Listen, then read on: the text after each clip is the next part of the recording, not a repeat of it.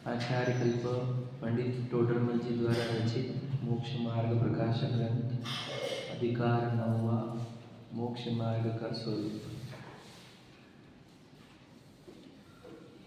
मोक्ष मार्ग कारण मंगल रूप है।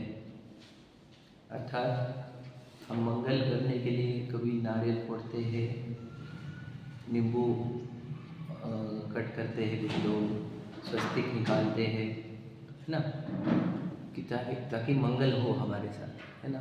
मंगल करने के लिए कोई दान देता है कि अपने साथ मंगल होगा, कोई पूजन करके, कोई दान करके, है ना। अलग अलग प्रकार से लोग अपना भला होने के लिए प्रयत्न करते हैं। लेकिन मंगल तब होगा जब हम भ्रम से बाहर आएंगे। बस सिंपल बात है, जागृति, मोह से जागृति ही मांगलिक कार्य है, मांगलिक कार्य है, समझे।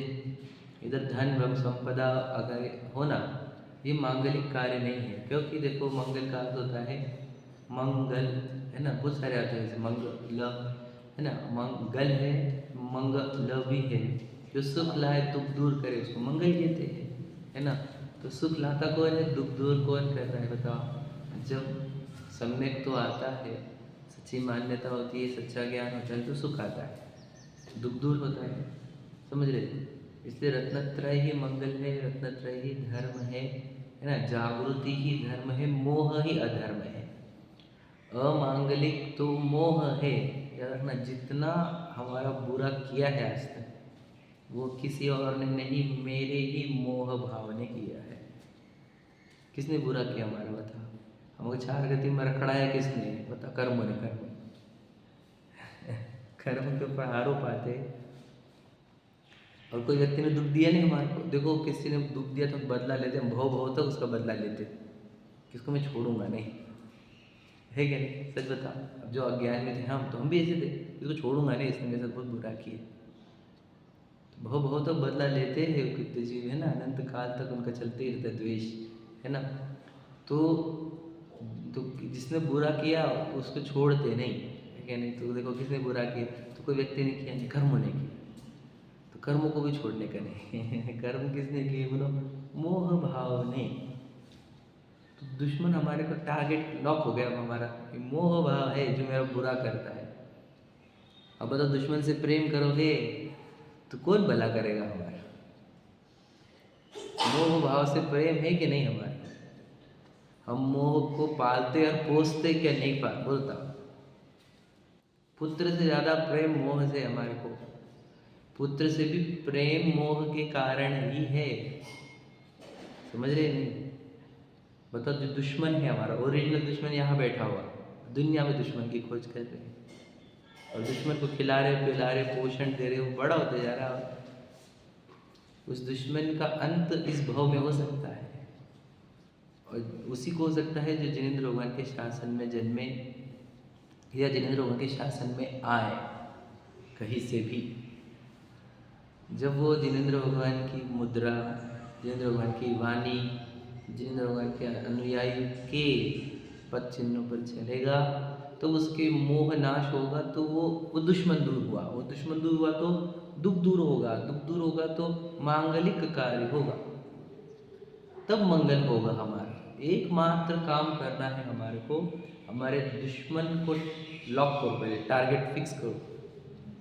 मेरे दुश्मन कहाँ है, मेरे दुश्मन इधर ही है, समझ रहे कि नहीं। एक ही है मुख्यतः से, मोह, और उसी का ये राग द्वेष और सब पार्ट्स है, समझे कि नहीं। तो वो मोह मतलब कहाँ है मोह, ये देह में हो, यही है वो दुश्मन। बताओ, ये दुश्मन से हमारे को कभी एलर्जी तभी हुई क्या? ये दुश्मन तभी लगता क्या हमारे को, बता, सच बताओ। लग रहा दुश्मन हमारे को, और मैं दुश्मन के साथ हूँ, दुश्मन को पोस रहा हूँ, कि कुछ तो फील है हमारे साथ? नहीं, हम जानते हैं हमारे दुश्मनों को, समझे कि नहीं, बताओ। इसीलिए तो अरहंत का अर्थ क्या होता है, शत्रुओं का नाश करने वाले। कौन से शत्रु, मोह शत्रु को। नमो अरहंता, सोचो, हमारा जैन धर्म अरहंत से स्टार्ट होता है, और अरहंत शब्द तो क्लियर कट बता रहा है कि शत्रु का नाश करना हमारे को। तो युद्ध जैसा ही नाम है, समझ रहे कि नहीं, नाम ही ऐसा है उनका कि युद्ध जीते हो। जैसे जिनेंद्र भगवान भी बोलो, या अरहंत बोलो, दोनों शब्द जीतने के सूचक है, हाँ या नहीं? तो किससे जीता गया है? तो वो जिनेंद्र में इंद्रिया बोली गई है और अरहंत में समझेंगे नहीं तो शत्रु। तो दोनों जगह एक ही कॉमन है, देखो आप, मोह। तो सोचो, हम पहला नमस्कार उनको करते जिन्होंने इस शत्रु का नाश किया, क्योंकि इस शत्रु का नाश करने वाले और कोई नहीं है दुनिया में, समझ रहे? और आचार्य पद्य साधु को भी इसीलिए नमस्कार है क्योंकि वो इस शत्रु का नाश करने के कगार पर है कि नहीं? सिद्ध भगवान भी नाश कर चुके हैं, अनंत भगवान भी नाश कर चुके हैं, और आचार्य पद्य साधु नाश कर रहे हैं। कैसे? बार बार शुद्ध उपयोग करके मोह खत्म करते जा रहे हैं। कौन से वाले? उनके पास कमजोर वाला मोह है, चारित्र मोह वाला, उसको भी दूर कर रहे हो। उसको दूर करने के लिए निरंतर बार बार बोलो शुद्ध उपयोग करने का प्रयत्न करते हो, हाँ या नहीं? तो वो भी निरंतर प्रयत्नशील है मोह का नाश करने। मुनराज साधु किसकी साधना कर रहे वो? तो कहते स्वभाव की साधना। स्वभाव की साधना कैसे होती है? राग द्वेष के अभाव से या मोह के अभाव से, समझ रहे कि नहीं? तो वो मुनि साधक साधना करने वाले, कंटिन्यूस ट्राइंग जो रहते हैं, निरंतर प्रयत्नशील, जो अखंड रूप से तपस्या कर रहे हैं, साधना कर रहे हैं, किसकी? स्वभाव की, राग द्वेष का नाश करने की, मोह का नाश करने की, उनको तो साधु कहते हैं। सोचो, वो भी प्रयत्नशील है। उनका एक समय का भोजन, खड़े रहकर भोजन, वो इसलिए इस बात का चिन्ह है कि हमको समय नहीं है ज़्यादा। किस बात के लिए समय नहीं है? हमारे को, हम बिजी है बहुत, काहे के लिए? मोह के नाश करने के लिए। 2 बार नहीं ले सकते हम, और बहुत देर बैठकर आराम से भी ले नहीं सकते, और यहाँ पे सबके साथ में नहीं कर सकते हमारा काम, हमारे को अकेले करना है। समझ रहे क्या कि पूरा जिन शासन कैसा है? मोह के नाश करने के लिए है, वो हमारा शत्रु है, हम अभी टारगेट पर पहुंचे नहीं है, ये बात समझानी है। हम कहीं और ही लड़ रहे हैं। बताओ, मंदिर में आना है, पूजन करना है, भक्ति करना है, बताओ, और शत्रु जो की क्यों रखो? है क्या नहीं सच्चाई है? बुरा यार समझो, हमारी गड़बड़ कहाँ हो रही है कि हम हमारे शत्रु को से पहचान नहीं पाए, हम हमारे दुश्मन से परिचित ही नहीं है, कैसे जीतेंगे हम? बताओ। उसकी खासियत ये है कि वो समझने देता नहीं कि मैं शत्रु कौन हूँ, वो किसी और को इशारा करता है, देखिए देखिए समझ रहे? वो समझ नहीं दे रहा कि शत्रु एक्चुअल में वो है, वो दूसरी तरफ इशारा करता है। देखो, वो एक बार गाड़ी आ गया ना तो सुखी हो जाएगा, एक बार बंगला आ गया तो, एक बार वो व्यक्ति मिल गया तो, समझे? एक बार इस व्यक्ति को बाहर कर अपने लाइफ से तो खुश हो जाएगा, सुखी हो जाएगा। ऐसे ऐसी बातें होती है, वो मोह करता है, समझे ना? तो हमें हमारा शत्रु पता होना चाहिए, वो है मोह, और उस मोह के नाश का नाम ही सम्यक दर्शन है। तो ये मोह उदय कब आता है? मैंने बताया दर्शन मोहिनी का उदय कब आता है? जब हम पुरुषार्थहीन होते हैं। उदय इज इक्वल टू पुरुषार्थहीन, और उपशम शयोपशम ये पुरुषार्थ की प्रबलता। समझ में आ रहा है? जब भी हम कर्म के उदय बोले तो ये समझ लेना पुरुषार्थ कम हुआ है। कर्म उदय तभी दे पाता है जब पुरुषार्थ मंद हुआ। तीव्र पुरुषार्थ में कभी कर्म के उदय तीव्र नहीं होते। याद रखना क्या कहा मैंने, क्या कहा? तीव्र पुरुषार्थ में उदय तीव्र होते ही नहीं। अगर ऐसा हो तो कभी कोई मुक्त ना हो, समझे कि नहीं? उदय तीव्र तब जब पुरुषार्थ मंद, रूल है ये। तो दर्शन मोहिनी का उदय आया, इसका अर्थ क्या होता है? मैं स्वयं को जानने पहचानने के पुरुषार्थ में हीन हुआ हूं, या मैंने वो पुरुषार्थ छोड़ दिया, तभी तो दर्शन मोहिनी का उदय आकर मुझे ये भ्रांति क्रिएट करा रहा है कि मैं विशाल हूं। समझ रहे क्या? बहुत इंपॉर्टेंट बात। सोचो, ये निरंतर चल रहा है, ऐसा नहीं कि कभी कभी चले। ये अखंड रूप से दर्शन मोहिनी अपना फल दे रहा है, क्योंकि हम अखंड रूप से स्वयं को जानने के जिज्ञासु नहीं है हम। इसलिए वो प्रति समय फल दे देकर हमारे को मानने को लगा रहा है कि हम ये शरीर है, पूर्व कर्म ने उत्पन्न किया हुआ शरीर, हाँ या नहीं? और फिर बताओ कि यही तो वो है दुश्मन, यही दुश्मन है वो, जिससे अनंत संसार होता है। बताओ, फिर हम तो निरंतर उस दुश्मन को पोष रहे हैं। दिख रहा कि नहीं दिख रहा? अखंड रूप से चल रहा है उसको भोजन देना, किसको? अपने शत्रुओं को। एक सब तो क्या है उपाय इसका? मैंने बताया तुमको, वो बहुत अच्छी लाइन लिखी ना रोड पर, बोलो, सावधानी हटी दुर्घटना घटी। कहाँ हो दुर्घटना, एक्सीडेंट्स, दुर्घटना, एक्सीडेंट कहाँ हो एक्सीडेंट? जब जब मैं शरीर को मैं मानता हूँ वो बहुत बड़ा एक्सीडेंट है, ये दुर्घटना है। अब इसकी दुर्घटना के फल क्या कहेंगे? पहले तो तुझे निगोद जाना पड़ेगा, अनंत काल तुझे निगोद रहना पड़ेगा इस दुर्घटना के फल में, क्योंकि समस्त अविद्याओं का मूल असमान जाति द्रव्य पर्याय का एकत्व, ऐसा लिखा है, हमने पढ़ा था पंचास्त्रिका में पढ़ा था शायद, नहीं या फिर प्रवचन सार्जी में था। समस्त अविद्या, जितनी भी अविद्या है, बुरे काम है, वो सब इस असमान जाति द्रव्य पर्याय को मैं मानने से होता है। समझे क्या नहीं? एकमात्र दोष है ये डेंजर, ये टूटना चाहिए। तो ये कब होता है मैं बताया ना आपको, जब हम सावधान रहते हैं कि मैं हूँ कौन, जागृति में। सोचो, जब इसके लिए मेहनत करनी पड़ेगी ना, मतलब क्या प्रश्न उठाने पड़ेंगे, एकांत में विचार करना पड़ेगा, है ना, जो है उसको झूठा मानकर सत्य की खोज की ओर जीवन को लगाना पड़ेगा, तब ये काम होगा। देखो, जब हम प्रयत्न नहीं करते तो बाय डिफॉल्ट मोह में बहते रहते हैं ना। सोचो, मैं अगर ये सत्य जानने के लिए प्रयत्न करूँ तो फिर क्या, पत्नी रहेगी, उसका ध्यान रखो, बच्चे उसका ध्यान रखो, पैसे कमाने पड़ेंगे, फिर थोड़ा नाम भी कमाना पड़ेगा, जाने आने हैं, घूमने फिरने हैं, गया, खत्म हो गया। ऐसा अनंत काल बीतता हमारा। जो प्रयत्न में नहीं है वो मोह के साथ बहते रहते हैं। बताया कि जिसके पढ़ा पुण्य पुरुषार्थ नहीं रहेंगे वो बहाव में, पहले मंद बहाव में बहते हैं, फिर तीव्र बहाव में आ जाते हैं और समुद्र में मिल जाते हैं। अपनी कहानी बताई थी वो, हम तो उस वाइड से निकले कम बहाव में, बताई थी मैंने ये बातें। बहाव कम है, अब पुरुषार्थ करके साइड में हो जाओ। कैसे बोल रहे आप बहाव कम है? अरे तुम जिनवानी के सामने हो, यही बता रहा है कि तुम्हारा बहाव बहुत कम है।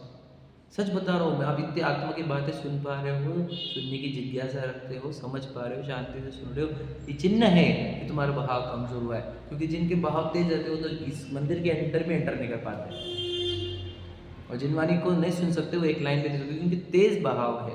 तो क्यों नहीं? हाँ, तो बहाव कर्म का उदय तेज क्यों है? क्योंकि वो पुरुषार्थ नहीं कर रहा, मतलब उसको जानना ही नहीं है। देखो, मैंने आपको बोला ना, बोलेंगे हम कभी भी कुछ भी, हम कभी भी उदय बोलेंगे तीव्र, तो ये समझना पुरुषार्थ नहीं कर रहा। बोलेंगे भाषा हमेशा कर्मों के उदय से ही होगी कि उसके तीव्र। हाँ, हमारे को अपने साइड से देखना है। वो निमित्त की भाषा हमेशा निमित्त की होती है, क्योंकि व्यवहार वैसा ही होता है। व्यवहार निमित्त की भाषा बोलता है, तो भाषा निमित्त क्योंकि आप वो पदार्थ समझना। तो जो मैं भी बोलना चाह रहा हूँ कि जिनके तीव्र उदय मतलब क्या, जो मंद पुरुषार्थी है, वो तो मंदिर के अंदर भी नहीं आते, वो यहाँ से स्वाध्याय से भी चले जाएंगे, नहीं सुनेंगे वो। क्यों? क्योंकि उनको दर्शन मोहिनी तीव्र उदय क्यों दे रहा है? क्योंकि वो अपने आप को देह मानने की मान्यताओं को, समझे कि नहीं, पुष्ट कर रहे हैं दिन ब दिन। बोलते क्या हो जाएगा यहाँ पर बैठ, ये प्रश्न है उनका, है कि नहीं? क्या मिल जाता स्वाध्याय करके? बताओ क्या होता है? मोह टूटता है भैया, हम रियलिटी में आ जाते। ये शरीर को मैं नहीं मानते, फिर ये छोटा काम लग रहा है तुझे, यही महान काम, यही मांगलिक काम है। याद रखना, मैं आपको बोल देता हूँ, तुम्हारी 2 घंटे की 6 घंटे की पूजा या सिद्ध चक्र मंडल विधान जो सच में भावों से किया होगा, उससे भी मांगलिक कार्य ये है कि आप स्वयं को पहचानो और शरीर को भिन्न पहचानो। ये बहुत मांगलिक कार्य है।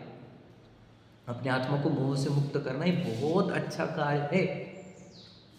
एक जीव जो सबके स्वयं को मोह से दूर किया, सबको मोह दूर करने में निमित्त बनने वाला है, ऐसे जीव की पंचकरण वो देव आकर बनाते हैं। क्योंकि ये इतने जीवों को मोह का नाश करने में निमित्त बनने वाला है, तो उसे गर्भ कल्याणक से उसके रत्न वर्षा कराओ पहले से, है ना, जन्म कल्याणक में आओ, उसको लेकर जाओ, उसकी दीक्षा कराओ, केवल ज्ञान उसके समोचरण रचो। सोचो कितना किया जा रहा है। क्यों? क्योंकि बहुत महान काम है, मांगलिक कार्य है ये, किसी को मोह से दूर करना, स्वयं को मोह से दूर करना, यही अच्छा कार्य है। सच बता रहा हूँ आपको मैं। और ये जिनवानी के स्वाध्याय से होता है, ये पढ़ने से, चिंतन करने से होगा ये। तो हम बोल रहे हैं कि तीव्र भाव आया कैसे? हमारा मंद भाव, ये तो समझ में आ गया आपको, तभी तुम जिनवानी के सामने है, हम आत्मा की चर्चा इतने शांति से सुन पा रहे हैं। तुम्हारे भाव मंद है, पर ये मंद भाव कब तीव्र हो जाएगा भरोसा नहीं। क्योंकि मैं बताया ना, घर में एक इंसिडेंट आया, रोग आ गया, कोई चला गया, कोई आ गया, शिफ्ट हो गए, सब गायब हो जाता है। कब उदय आ जाएगा तीव्र, और हम जिनवाने से दूर भाग जाएंगे, वो तो सब जग गया हो सर। समझे क्या नहीं? ये सच बोलता हूँ मैं, ये सच्चाई है। मैं तो बहुत डरता था इन चीज़ों से कि मेरे से कभी जिनवानी ना छूटे। तो मैंने इतनी भावना भाई होगी, उसका फल ये है कि मैं जिनवानी के अभी निकट रहता हूँ ज़्यादातर। मैं जाता ही नहीं चाहता, मैं जाना ही नहीं चाहता जिम में। 2 घंटे भी ऐसे चले गए ना बिना जिमानी के विचार के भी, तो ऐसा लगता है कि लॉस हुआ बहुत बड़ा। क्योंकि जहाँ 2 घंटे लॉस हुआ मतलब क्या हुआ, 2 घंटे देह को मैं मान लिया तुमने, चिंतन चले नहीं तुम्हारे, विचार नहीं चले, सावधानी हट गई, दुर्घटना घट गई। इसलिए जो सजग रहते हैं वे अपने अंदर मोह को उत्पन्न नहीं होने देते। वे जागृत अवस्था में रहकर निरंतर अपने आप को देखते रहते, देखो ये पूर्व कर्म की देह है, वो संयोग खड़े करता है, वही इंसिडेंट्स खड़े करता है ना। ये इंसिडेंट में मैं ज्ञाता दृष्टा हूँ, ये याद रखना है मुझे, और इसमें आकुलता करनी नहीं है, राग द्वेष करनी नहीं है, और यही मेरे लिए सुखदायक है। मैं राग द्वेष नहीं किया तो मेरे लिए सुखदायक है। समझे कि नहीं, कितना आनंदमय है बताओ। पूर्व कर्म के अनुसार प्रसंग हो रहे हैं और हम कोई भी आकुलता उत्पन्न नहीं कर रहे, यह आनंदमय है कि नहीं, शांति प्रदायक है कि नहीं। यही शांति का विधान है, इसी से शांति मिलती है। पर ये मोह नहीं होने पर ही होगा। मोह वाला व्यक्ति एक क्षण के लिए शांति नहीं, क्योंकि बोलता है ऐसा नहीं हो रहा था, ऐसा करने का, अब ऐसा करूँगा, और ये क्यों हुआ, अब इसको उसके वजह से हुआ, उसको देख लूँगा, अब मैं करके बताऊँगा, ऐसा चलता है उसको। बता आकुलता रहती है। देखो बताता हूँ आकुलता क्या होती है, थोड़ा समझाता हूँ, तो बहुत अच्छे सुनना ध्यान से। हम कौन वस्तु है, आत्मा है कि नहीं, हम वस्तु है चेतन वस्तु। चेतन वस्तु का भाव कौन सा, चेतना। सिंपल है, चेतना मतलब क्या, प्रतिभासन का। अब चेतना के 2 प्रकार बोले, बोल, ज्ञान चेतना, अज्ञान चेतना। समझिए, ज्ञान चेतना, अज्ञान चेतना के 2 प्रकार, कर्म चेतना, कर्म फल चेतना। ध्यान सुनना, बहुत इंपॉर्टेंट बात है। अब कर्म चेतना में होता क्या है कि देखो हो तो रहा है पूरे प्रसंग पूर्व कर्म के अनुसार, 6 द्रव्य के अनुसार, बराबर है, ध्यान से लेना। और उसमें इसको जो लगता है ना, करूँ करूँ करूँ, ये है कर्म चेतना। और इसमें कितने अकुलता होती है, क्योंकि देखो होता है इससे कुछ भी नहीं, क्योंकि ये अमूर्तिक सत्ता, और चेंज किस में करना चाह रहे हैं, मूर्तिक पदार्थों में, ये समझ रहे ना आप। और 6 द्रव्य के परिणामन में, तो उससे चेंज होगा क्या, चेंज होगा नहीं, लेकिन ये तड़पेगा जरूर। समझेगा क्या कह रहा हूँ, बहुत इंपॉर्टेंट बात है समझना आप। कर्म चेतना कितनी तड़पाती होंगी, इसलिए कर्ता कर्माधिकार क्यों लिखा आचार्य बुद्ध ने, क्योंकि कर्म चेतना से तड़पता है बहुत। और दूसरी चेतना होती कर्म फल चेतना। अब वापस क्या है, ये अमूर्तिक है, और भोगना किसको चाह रहा है, ये मूर्तिक सत्ताओं को, मूर्तिक पदार्थों को, मिट्टियों को, टच करना चाहे मिट्टी को, खाना चाहे, आदि आदि, समझ रहे।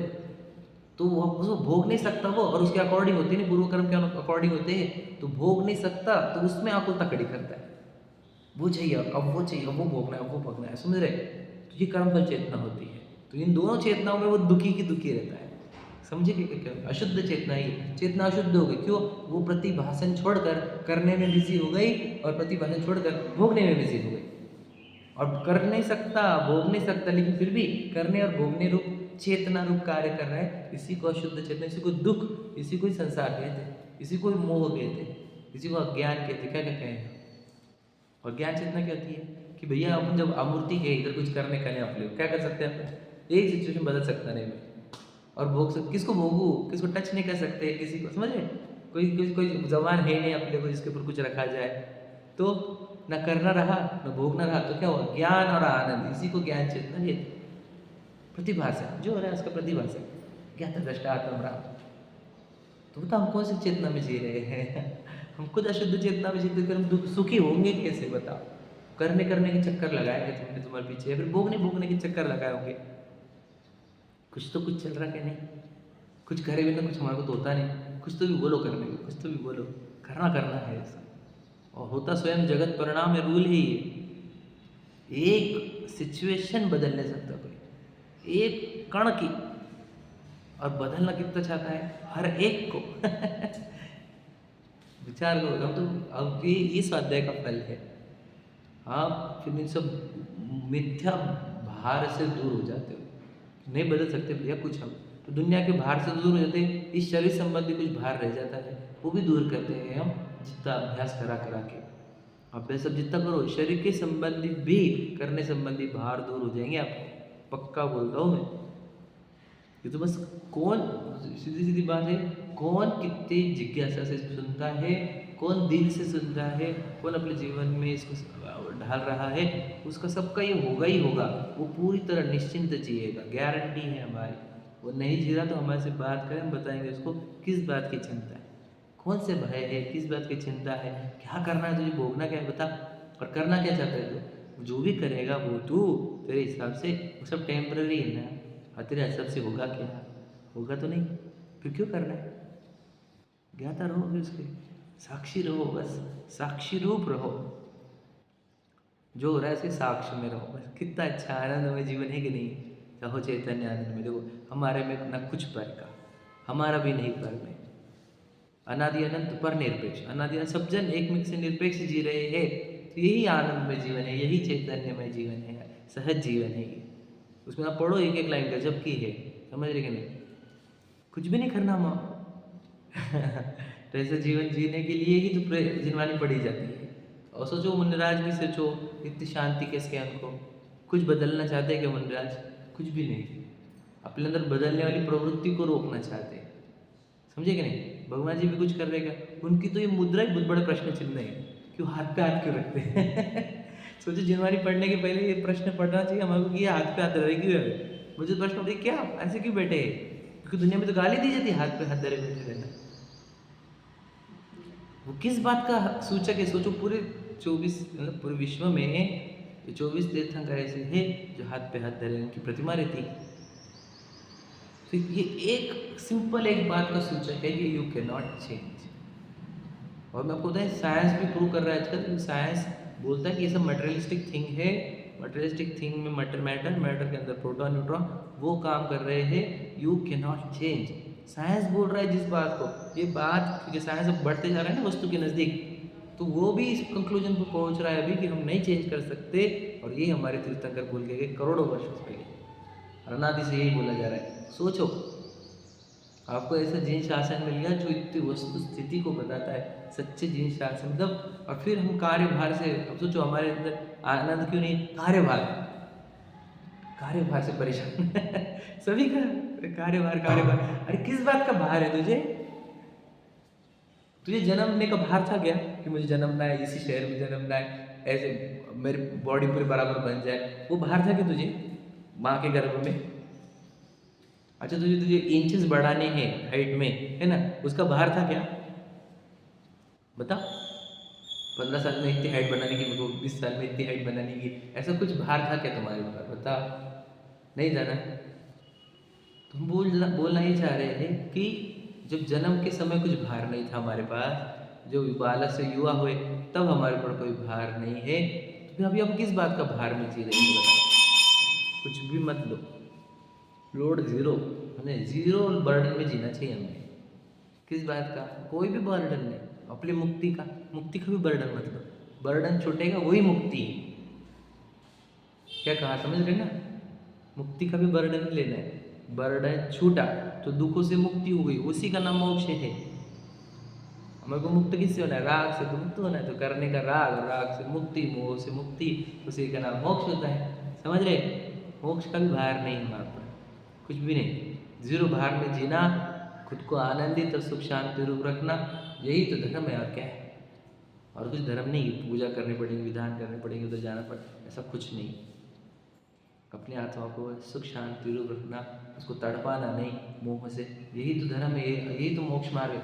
जो खुद को नहीं तड़पाते किसी और को भी तड़पाते नहीं, तो लौकिक व्यवहार भी अच्छा हुआ और आत्मिक व्यवहार भी अच्छा हुआ।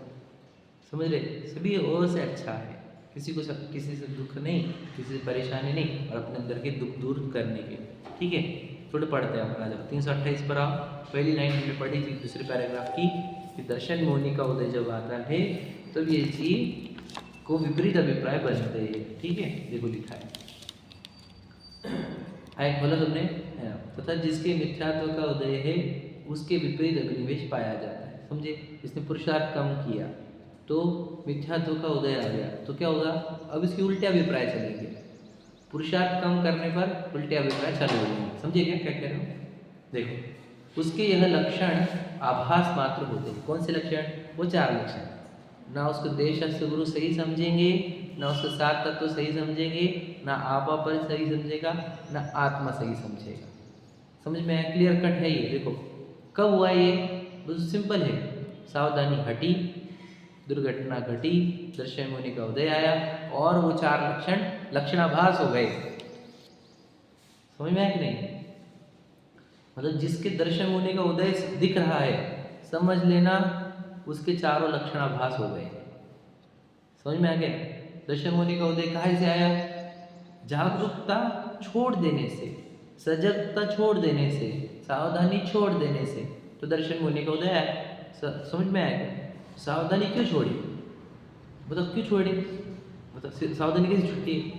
गाड़ी बंगला इसी में तो छुट्टी है, पत्नी बच्चे माँ बाप भाई बहन पद प्रसिद्धि, इसी के चक्कर में तो सावधानी छोड़ता है। खाए क्यों छुट्टी सावधानी? मुझे वो करना है, मुझे प्राप्त करना है, मुझे प्राप्त करना है, मुझे करके दिखाना है, मुझे भोगना है, इसी के चक्कर में सावधानी छूटी। सावधानी छूटी, मिथ्यात्व को उदय आ गया सब। अब क्या होगा? सोचो, जैसे सावधानी छूटती है वैसे ही मैं विशाल हो जाता हूँ। अब विशाल को चाहिए घर गाड़ी बंगले, हो गए, पूरे कर्म बांधना चालू कर दिया। दर्शन मुनि भी उदय दे रहा है। अब बोले तू विशाल है ना, तुझे गाड़ी बंगले चाहिए ना, जरूरी नहीं क्या, जीने चाहिए क्या, करना पड़ेगा ना, तो नहीं करना पड़ेगा क्या, चालू हो जाती बातें ऐसी। होती कि नहीं? मंदिर के बाहर हाँ, तो मंदिर के बाहर गए कैसे हो जाते हैं हमारे भाव? क्या होता है पता है आपको? हिप्नोटिज्म स्टार्ट हो जाता है। यहाँ पर तो कैसे हम आत्मा आत्मा सुन रहे हैं ना, थोड़ा सा हिप्नोटिज्म कम होता है, कम होता है थोड़ा सा। यहाँ के बाद गया, ऐसा डेंजर जाता है बड़ा। इसलिए तो जिनवानी को, जिनेंद्र भगवान को, मंदिरों को मांगलिक क्यों कहा? यहाँ अपना मंगल होता है। तुम देखो, चार मंगल बोले, अरहंत सिद्ध साधु और धर्म। तो इससे मंगल होता है मतलब क्या होता है? अच्छा होना, सुख आना, दुख दूर होना। तो मंगल कैसे होता है? यहाँ पे हमारा भ्रम दूर होता है ना, यही मांगलिक कार्य। सोचो आप, मंगल मंगल कितने फेमस है दुनिया में। भ्रम दूर होना, देह का एकत्व दूर होना, यही मांगलिक कार्य है। ये मुझे स्टार्ट में बताना था आपको। मांगलिक कार्य ये, हम किसी को भी मांगलिक कार्य, विवाह को भी मंगल बोल देते हैं। वो तो मंगल है कि नहीं विवाह सुना अपने मंगल विवाह बोलते थे पहले उसको, आजकल तो वेडिंग बोलते हैं, जो भी बोलते हो पहले मंगल विवाह बोलते। तो मंगल क्यों बोला? एक अपेक्षा से, लौकिक अपेक्षा, लोग समाज रचना के एंगल से मांगलिक, क्योंकि फिर वो बिगड़ेगा नहीं सब समाज की रीतियाँ जो बनी हुई है कि दो जोड़े से रहेंगे सब लोग। समझे कि नहीं? हाँ, बताया। तो वो उस एंगल से वो मंगल कह दिया उसको। लेकिन मांगलिक, वास्तविक कार्य मांगलिक कौन सा है? मोह दूर होना, जागृति आना, स्वरूप जागृति आना, मैं आत्मा हूँ ये समझना ना, ये वास्तविकता में मांगलिक कार्य है। और जो इस मोह के नाश करने में निमित्त बनते उनको व्यवहार से मांगलिक कहा गया। कौन? अरहंत सिद्ध साधु और धर्म, चार ही मांगलिक। तो जो वर्ड है चत्तारी मंगल, वो तीन नमोकार मंत्र में जो पाठ बाद में चालू होता है वो है चत्तारी का पाठ, और उसमें भी तीन है वो सेट। तो उसमें पहला सेट है मंगल वाला, मंगल उत्तम शरण है ना। तो मंगल सेट में चार को, और वर्ड है चत्तारी, मतलब चार ही है जो मंगल कर सकते हैं आपका। बस सोचो, चार किसी और कोई आपका मंगल नहीं कर सकता। सिंपल है। चत्तारी का अर्थ क्या होता है? देखो, वर्ड जब चत्तारी वर्ड यूज होता है तो सिद्ध करता है कि चार ही। नहीं तो देखो, मेरे को तो वहाँ पे डिजिट्स डालने का लॉजिक ये है कि इसके सिवा नहीं। बता, चेक के ऊपर ओनली लिख देते हैं क्या भैया, इसके बाद 1 रुपये भी मत देना, है ना, एक लाइन खींच देते आड़ी। तो ये चत्तारी का अर्थ ये है कि ये चार ही आपका मंगल कर सकते। तो पत्नी नहीं कर सकती, बच्चे नहीं कर सकते, भाई बहन, माता पिता, पैसा, बंगला, पद, प्रसिद्धि, पुण्य के उदय, स्वर्ग के पद, इंद्र पद, चक्रवर्ती पद, ये आपका मंगल नहीं कर सकते। प्रशंसाएँ, प्रसिद्धियाँ, ये भी आपका मंगल नहीं कर सकते। मंगल करेगा कौन? जब आप देह को मैं नहीं मानोगे, तब निर्मोही होने से मंगल होता है। और इस मंगल के निमित्त है वो चार, ये चार ही आपके निमित्त बनेंगे। और वो चार भी निमित्त कब बनेंगे? जब आप निर्मोही होंगे तो, नहीं तो वो भी निमित्त नहीं। फिर क्या है कि निमित्त? देखो कितने लोग आ रहे हैं इनके पास, लेकिन अंदर मांगलिक कार्य नहीं कर रहे, तो इनको भी मंगलिक मानते नहीं है। सोचो दिक्कत क्या है, लोग इधर निर्मोही नहीं हुए, सुखी नहीं हुए, तो आरोप भी नहीं आया इनके ऊपर। और आरोप नहीं आया इसलिए तो भगवान जी का मंदिरों का क्रेज क्यों घट रहा है लोगों में, यंगस्टर्स में मंदिरों का क्रेज क्यों घट रहा है? क्योंकि इस भगवान जी के माध्यम से किसी का भला हुआ दिख ही नहीं रहा उनको। क्या कहा, समझा गया? गहरी बात बोली है, बहुत इंपॉर्टेंट। अगर इनके माध्यम से मेरा भला होगा और उन्होंने देख लिया कि एक का भला हुआ है इसके माध्यम से, इनके माध्यम से, तो अपने आप प्रभावना होगी फिर कि हाँ होता है भला भला, कि हमने देखा है एक का आई नहीं, फिर सब जन लगेंगे इस मार्ग में। किसी का भला नहीं हो रहा, अंदर मांगलिक कार्य नहीं करोगे तो इनके ऊपर मंगल पने का आरोप ही नहीं आएगा। समझेंगे क्या कर? अंदर मांगलिक कार्य कौन सा होता है? मोह से दूर होना, देह को पराया मानकर मैं आत्मा हूँ ये मानना, यही मांगलिक कार्य है। निर्मोही करना स्वयं को, समझे ना? तो ये मांगलिक कार्य जब मैं करूँगा तो इनके ऊपर मंगल के निमित्त का आरोप आएगा कि इनके वजह से हुआ। और जब ये इतने उपकारी दिख जाएंगे मुझे, तो मैं सबको बताऊंगा अरे भैया इनकी वजह से मेरा हुआ है, कि सब लोग ये सुनकर इनके पास आएंगे। अब दिक्कत क्या है, किसी ने अंदर मांगलिक कार्य किया नहीं, तो कोई इनके ऊपर आरोप ही नहीं दे रहा कि इन्होंने मेरा भला किया। तो हम किसी को बोल ही नहीं पा रहे कि इनके आने से भला होता है, इनके पास आने से। तो हम जब बोल नहीं पा रहे अच्छे से, इसलिए कोई आ नहीं रहा। समझ क्या हो रहा है दिक्कत? समझ में आई क्या? तो प्रभावना के लिए क्या करना होगा? सिंपल बात है, पहले अंदर मांगलिक कार्य करो, फिर इस मांगल कार्य के निमित्त ये है ये सबको सिद्ध करो। समझिए क्या कह रहा हूँ? अब दिक्कत क्या, कोई यहाँ पर मांगलिक कार्य करता नहीं, फिर बोलता सबको कि बहुत अच्छी बोला, कि बहुत अच्छी, तो क्या अच्छा है? क्योंकि बोल ये भी नहीं बोल पा रहा है ना क्या अच्छा हो रहा है, वो सिर्फ वो ड्रामेटिक हो रहा है बस, ओरिजिनल नहीं हो रहा। मैं समझ रही क्या बोला भाई? खुद मांगलिक कार्य करो इधर। मैं स्वयं को मोह से मुक्त करता हूँ, तो मैं खुद के साथ इतना भारी काम कर दिया, समझ लीजिए। अब ज़्यादा देर जन्म मरण करने नहीं मुझे, फिर कितना भारी काम कर ले खुद के साथ, और किसके निमित्त से? इनके निमित्त से। तो देखो हम बोलेंगे सबको अरे इनके निमित्त से होता है ना, कि अब जन्म मरण कर खत्म हो गया हमारे, तो किसी बहुत जनों के हुए तो सच में हाँ। तो देख सीख इनसे, विद्या सीख। कौन सी? निर्मोही होने, वो विद्या सीख, तेरे भी जन्म मरण अंत होंगे। समझे क्या? तो ये होती प्रभावना, इससे होता है सुख शांति, यही सच्चा धर्म की प्रभावना है।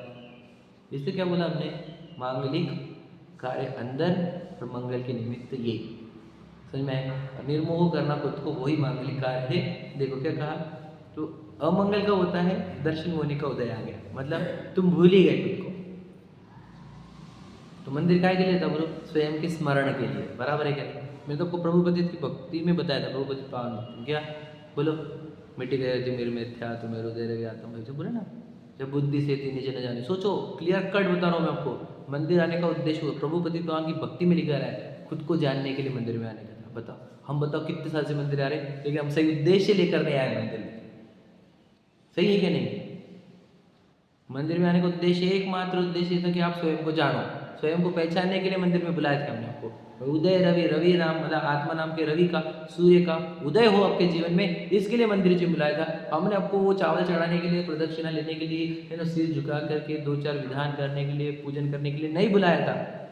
सच बता रहे हैं हम आपको। एक बार स्वयं को जान लो, बाद में तुम आते रहो और पूजन करते रहो, चल जाएगा हमारे को। लेकिन तुम खुद को जानेंगे, इतना डायरेक्ट पूजा को बैठेंगे, वो नहीं चलेगा हमारे। समझे क्या? समझा क्या? तो हमको जानने के लिए बुलाया है भाई। प्रभु पतिपावन की भक्ति सुन ले तू। वो क्यों बोलता हूँ मैं? क्योंकि सबसे ज़्यादा कॉमन, सब तरफ चलती हुई और बहुत सुंदर लिखी हुई है स्तुति, सबको याद है, सब बच्चों को देखेंगे आप याद है। और उसमें क्लियर कट लिखा है, या बुद्धि से दिन जन जाने ब्रह्म गिन्यो हितकार जी। समझ रहे कि नहीं? तो अब धन दिन धन घड़ी हो, दिन धन दिवस मेरो भयो भा की मेरो आज दर्श प्रभु जी को लख लियो, है ना।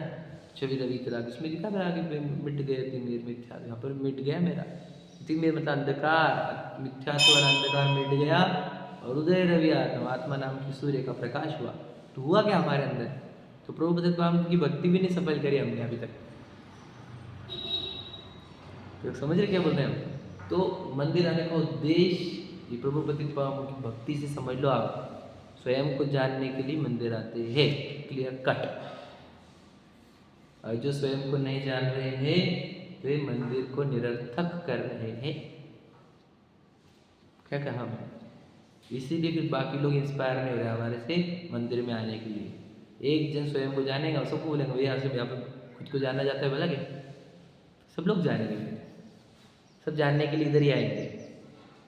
समझ रहे ना, इम्पोर्टेंट बात थी समझाने जैसी। तो यहाँ पे क्या कह रहे हैं, विपरीत अभिनिवेश कब होते हैं, जब हम बेहोश होते हैं। समझे कि नहीं, होश ही नहीं रहना कि मैं जीव हूँ। सब जन बोल रहे मुझे विशाल, मैं भी विशाल मानता हूँ। कौन है विशाल? मिट्टी का ढेला है एक। वैसे तो एक शरीर है वो, और शरीर के ऊपर नाम नहीं कहीं भी प्रिंटेड है, याद रखना। कोई भी एक एरिया पर विशाल कोई भी दिखने वाला नहीं है, ये भी स्थापना निक्षेप है। समझे कि निक्षेप हुए वाला है, निक्षेपण कर दिया है विशाल नाम का। इस बॉडी पर तो कहीं नाम नहीं था, मिट्टी की बनी हुई बॉडी है। देखो उसके एक अंग उपांग में कुछ भी जानना देखना नहीं हो रहा।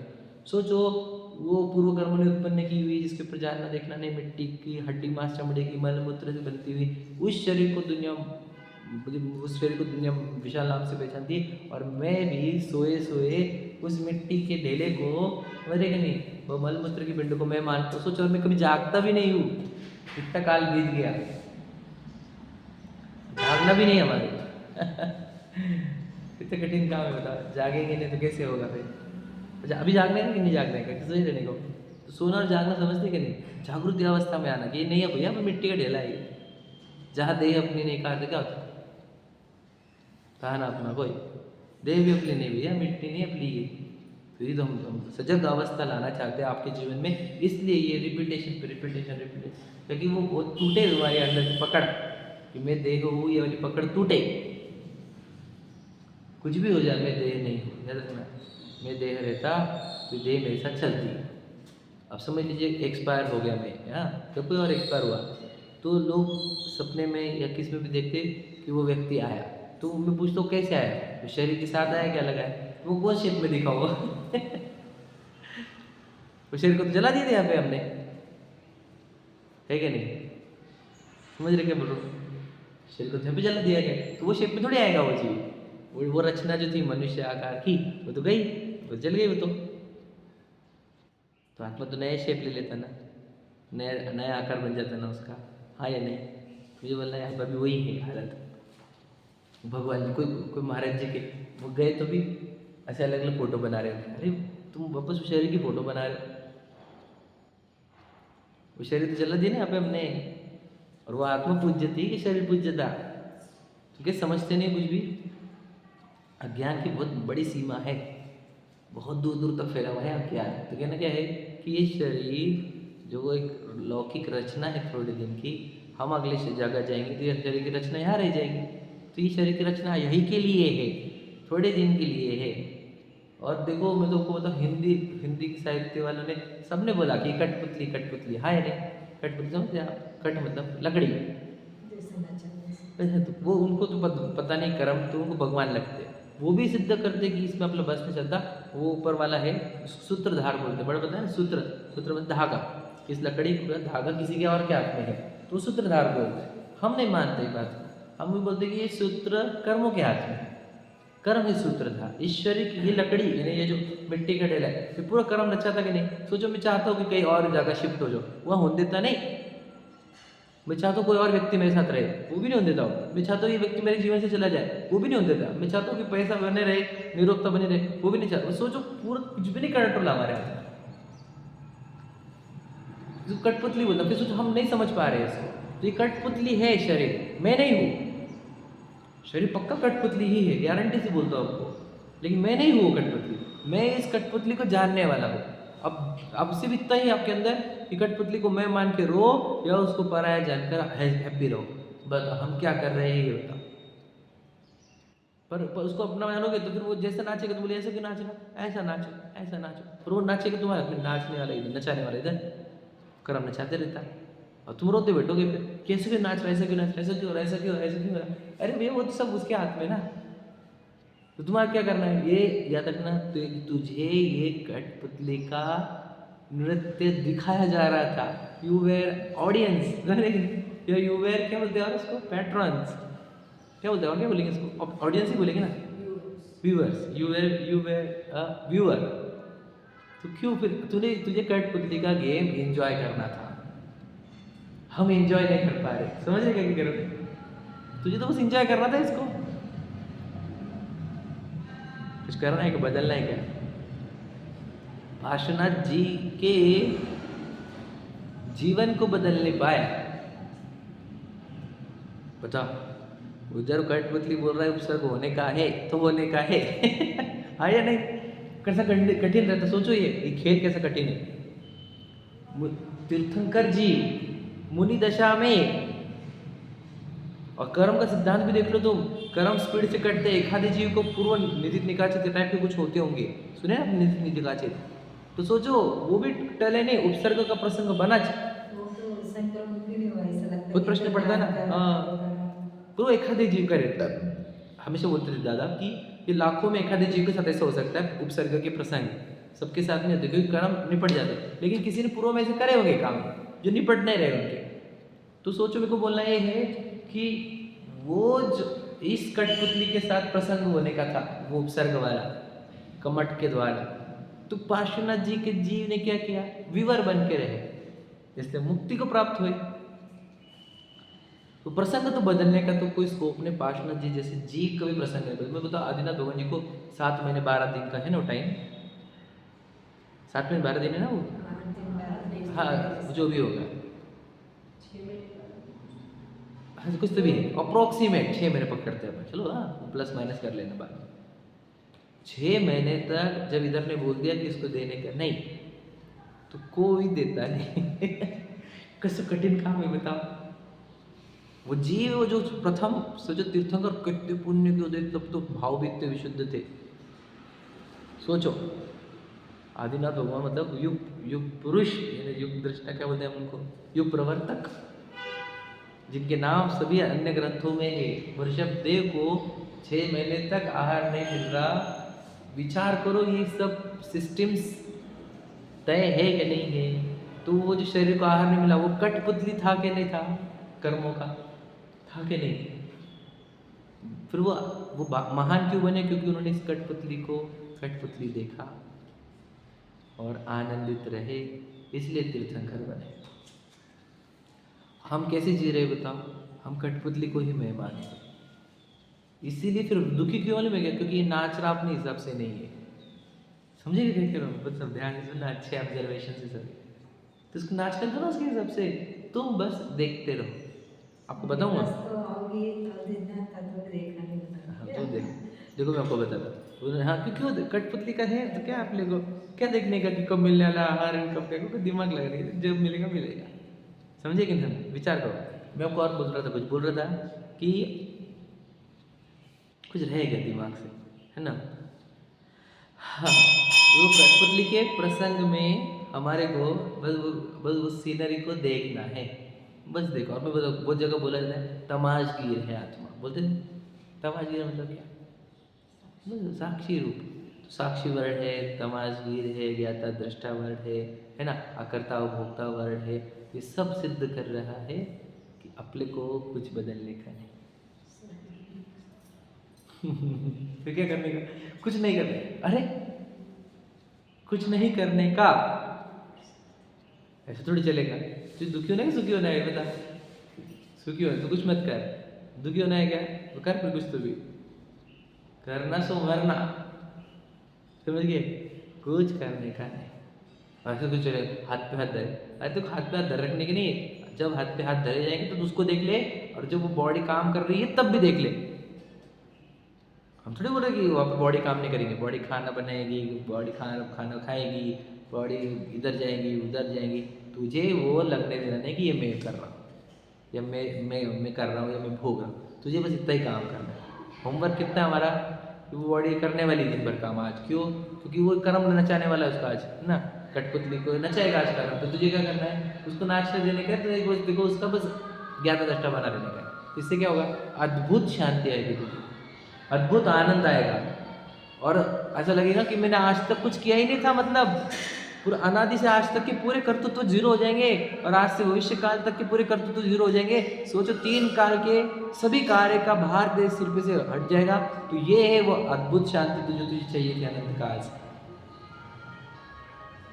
करो ये प्रकट। हम तो बोलते हैं कि रास्ता खुला है, हम चलते क्यों नहीं, आंखों के सामने हमारे रास्ता है, मुक्ति का मार्ग है, अनंत सुख का प्रसंग बन सकता है हमारे साथ, हम क्यों नहीं चाहते। हम वापस उलझ जाते हैं लौकिक चीज़ों में। ये लोग याद रखना, लोग पूरी दुनिया पागल है, पहली बात समझना। मिथ्यात्व से ग्रासित है। बहुत कम जो छूटते हैं हम हैं उनमें से।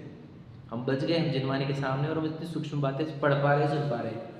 हम बच गए तो इन लोगों से कॉपी मत करो। इन लोगों को पता नहीं है, वो जीव है सब बेचारे, बहुत अच्छे जीव है वो, लेकिन खुद के अज्ञान से बेचारे किधर भटकेंगे। उनको कॉपी मत करो, वो कॉपी करने लायक नहीं है, वो करुणा करने लायक है, वो सिखाने लायक है। सीखने की तैयारी हो तो वो कॉपी करने लायक नहीं, वो बहुत बुरी तरीके से।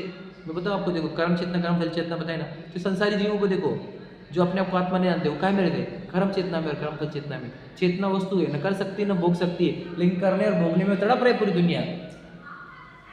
ये समझ लो आप कि संसारी जीव दुखी कैसे, तो करने और भोगने में तड़प रहे कि दुखी हो रहे। और आप मैं अगर हम अपने ज्ञान चेतना को समझेंगे तो करने की भोगने की चेतना से दूर हो जाओगे, तो अनंत काल सुखी हो जाओगे। और इतना सरल मार्ग है, समझ में आएगी। भाव भी अपने आप होंगे, उसका भी टेंशन मत लेना, भाव भी हो जाएंगे उस समय पे, क्योंकि खाने के भाव, खाने की क्रिया के टाइम पे खाने के भाव भी दिखेंगे तुझे। तो हाँ, वो अदैहिक भाव है।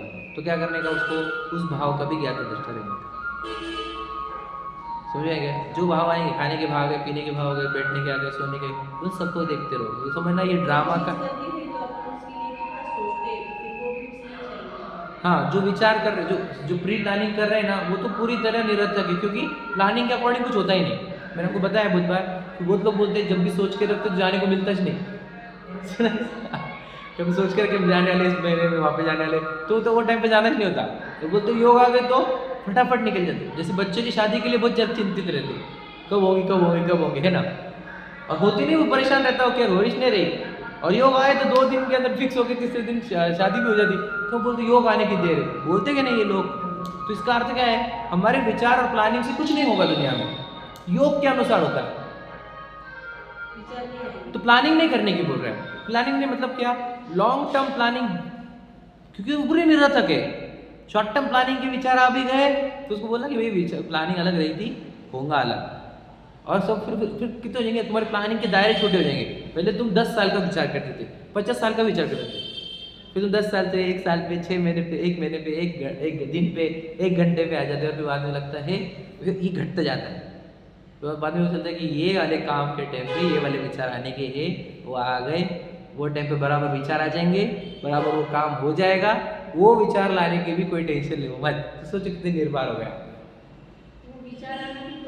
आ जाता ना, वो क्रम से आ जाता। वही बोल रहा हूँ मैं, जब जो कार्य होने के होंगे देह से, उस समय वैसे विचार आ जाएंगे, उसका भी लोड 0 कर दो। औदैहिक भाव बोलते हैं, औदैहिक मतलब क्या, उदय जैसा रहेगा, उदय भाव आ जाएगा, वो भाव आ जाएगा। तो उदय औदैहिक भाव लाने की क्या कोई चिंता करो मैं, नहीं बच्चों को देखना पड़ेगा, नहीं क्या खाने।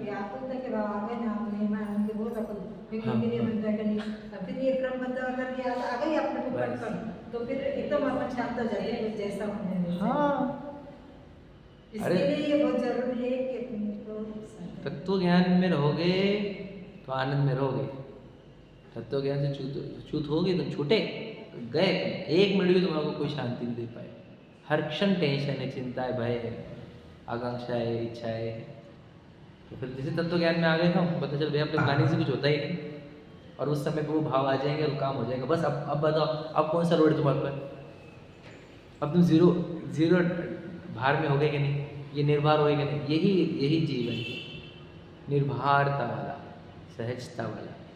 एक दिन का भी प्लानिंग की जरूरत है। कल तो जैसे आज क्या करने वाले हैं, मेरे को कोई पूछे तो मैं इतना बोलता देखेंगे क्या क्या आता है। मतलब मेरा तो ये है, क्योंकि सोच समझो, मैं सोचे कि आज अपने को ये काम करने का, जैसे डॉक्यूमेंट्री वाला काम रहता है मेरे पास, तो मैं बोलता आज मैं ये करूँगा, उदय आते अलग कहीं पे कहीं लेके चले जाते।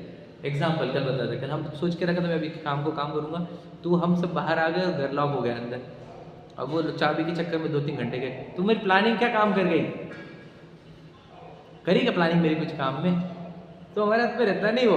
तो जो उदय आएंगे वो देख लेंगे, खत्म करो, कहीं को लोडिंग ले रहे, कहीं को लोड लेना ही नहीं कोई चीज़ का।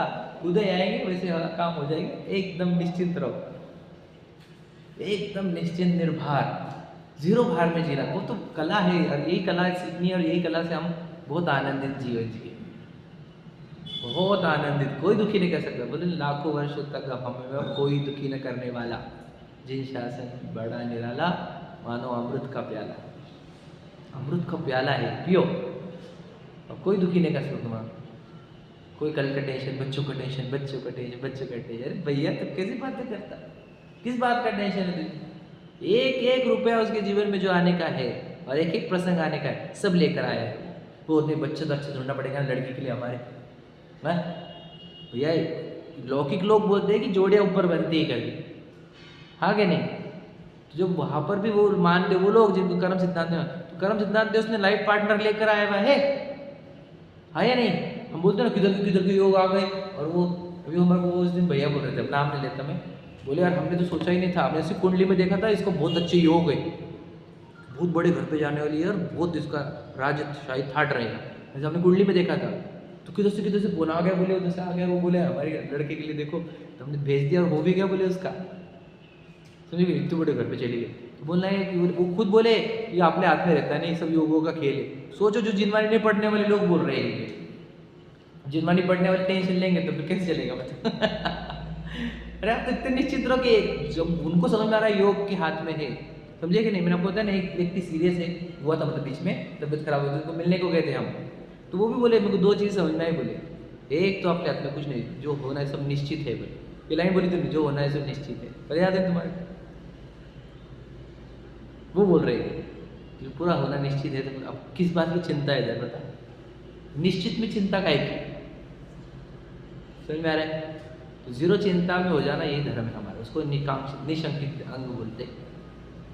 सप्त भय से रहित, चिंताओं से रहित, निकांक्षित मतलब क्या हुई? इच्छा से रहित, आनंदित जियो फिर नहीं से। समझ में आ गया? चलो समय बहुत हो गया। सहजानंदी शुद्ध स्वर